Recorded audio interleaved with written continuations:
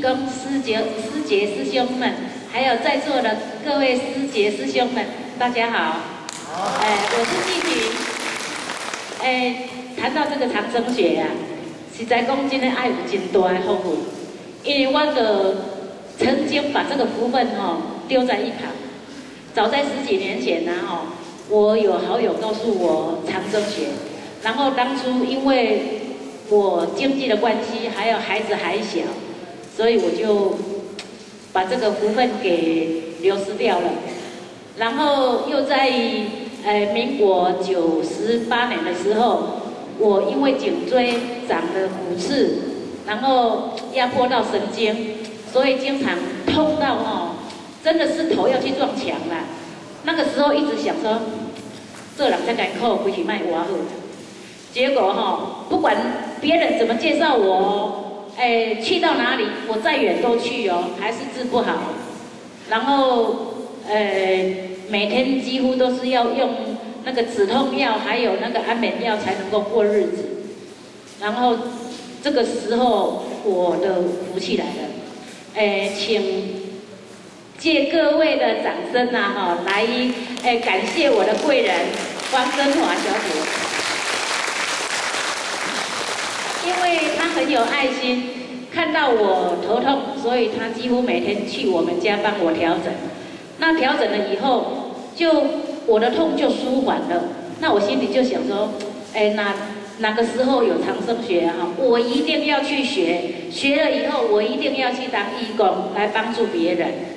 然后就在去年的8月份，我学了初级班跟中级班以后。我也就到那个大溪的调整站去当义工，然后就在去年的11月份，我有一天晚上，我姐姐打电话给我，她跟我讲说，你还不赶快回来看妈妈，你再不回来的话，看不到我心里就好急的，我想完蛋了，到底怎么了？她说我妈妈跌倒了，我妈妈已经83岁了。然后过了明天一大早，我就跟我小儿子他上夜班，我就跟我小儿子讲说，你载我回去看阿嬷，那连我的孙子跟我的媳妇，我们都一起回去。结果回去看到我妈妈跌得鼻青脸肿的啦，脚那脚头拢肿到拢袂行啦，那个脸肿到眼睛都快要看不到了。然后我真的是看到我妈妈，我的眼泪都掉出来。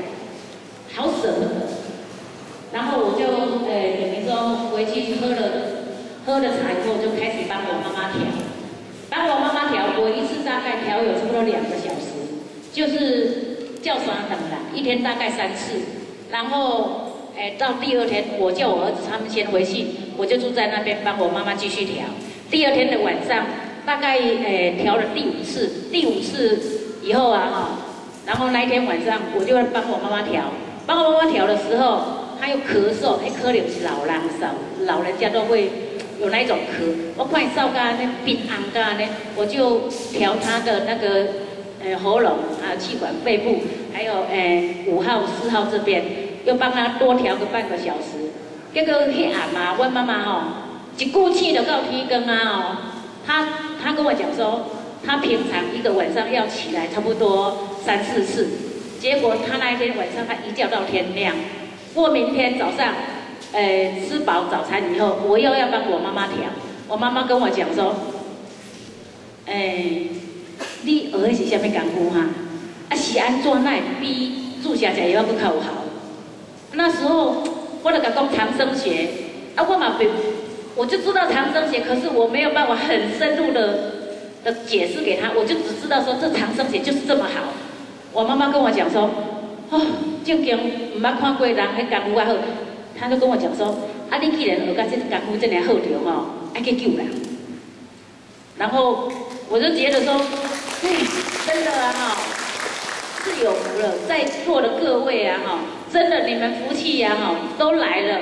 从此以后我们一定要好好的来发挥我们这个长生学一辈子爱它，好不好？好，那我今天的分享到这边，谢谢。